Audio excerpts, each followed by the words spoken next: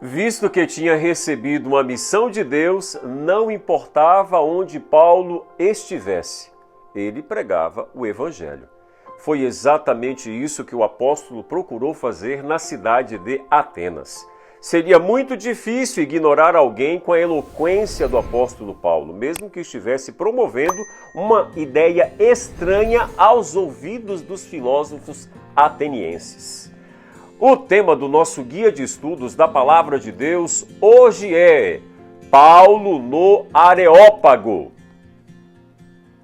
Como você reage quando ouve alguma ideia estranha em relação à Palavra de Deus?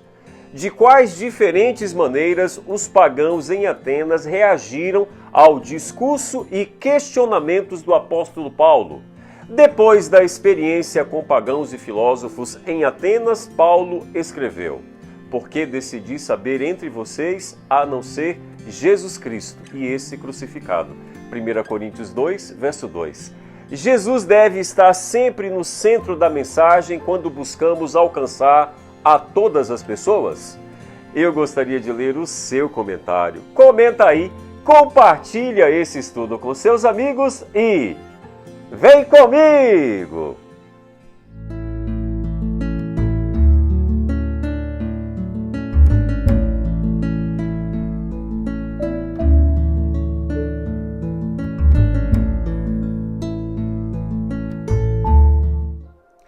Vamos ler o que está escrito na Palavra de Deus. Alguns filósofos epicureus e estoicos começaram a discutir com ele. Alguns perguntavam: o que está tentando dizer esse tagarela? Outros diziam: parece que ele está anunciando deuses estranhos, pois Paulo estava pregando as boas novas a respeito de Jesus e da ressurreição. Então o levaram a uma reunião no Areópago, onde lhe perguntaram: podemos saber que novo ensino é esse que você está anunciando? Você está apresentando algumas ideias estranhas e queremos saber o que elas significam. Todos os atenienses e estrangeiros que ali viviam não cuidavam de outra coisa senão falar ou ouvir as últimas novidades. Atos capítulo 17, versos 18 a 21. O discurso do apóstolo Paulo em Atenas, registrado em Atos capítulo 17, dos versos 16 a 34, pelo Dr. Lucas, é um dos primeiros textos em que se trata diretamente da relação entre gregos e cristãos. O discurso é emblemático, pois representa o primeiro encontro entre a filosofia grega e a fé cristã, bem no centro do Novo Testamento.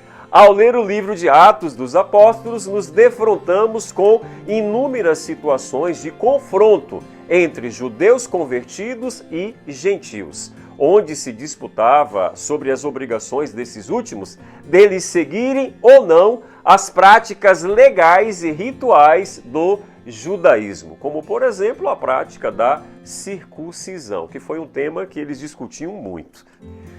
O discurso de Paulo em Atenas se dá por volta dos anos 50 e 52 depois de Cristo no Areópago, onde o apóstolo Paulo percebe o temor supersticioso, desidaimonia dos gregos, pois encontrou na cidade imagens para todas as divindades que você possa imaginar, incluindo um altar dedicado ao Deus desconhecido, agnostoteó, termo equivalente em grego para a expressão, o qual Paulo utiliza como argumento para seus discursos. Seus interlocutores são filósofos epicuristas e estoicos. Estas duas escolas filosóficas estavam na moda naquela época e podem servir como inspiração para a reflexão sobre a concepção de Deus dos judeus e gregos, bem como sua relação com a discussão filosófica da antiguidade.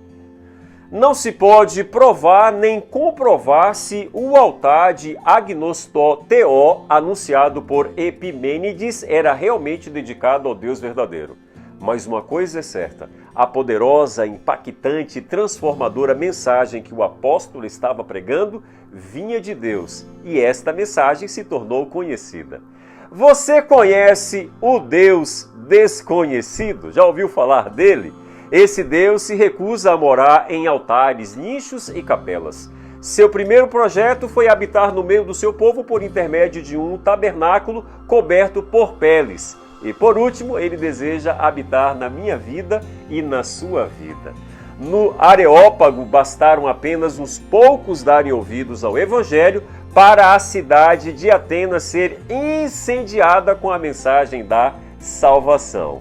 Meu amigo e minha amiga, esta mesma mensagem do reino vai continuar a ser anunciada por aqueles que sentem seus espíritos comovidos e indignados com as perversidades desse mundo cruel em que nós estamos vivendo. Nada diferente de Atenas dos anos 50, onde seus habitantes preferiam ser iludidos com as informações vazias e infundadas e ainda que travestidas de novidade, pôde dar crédito então à palavra de Deus e à verdade que era apresentada pelo apóstolo Paulo. Eu e você não podemos temer os idólatras que vivem na atualidade. À semelhança de Paulo, nós temos e precisamos apresentar para estas pessoas o Deus que eles precisam conhecer, que talvez seja desconhecido deles. Eu espero em Deus que você tenha um dia de paz na presença do Deus Todo-Poderoso.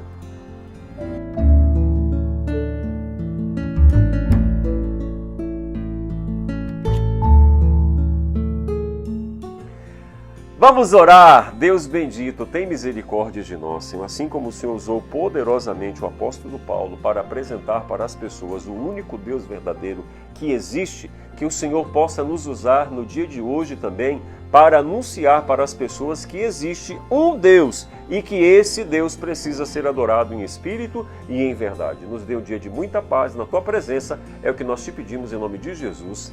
Amém. Fica com Deus, fique na paz. Maranata!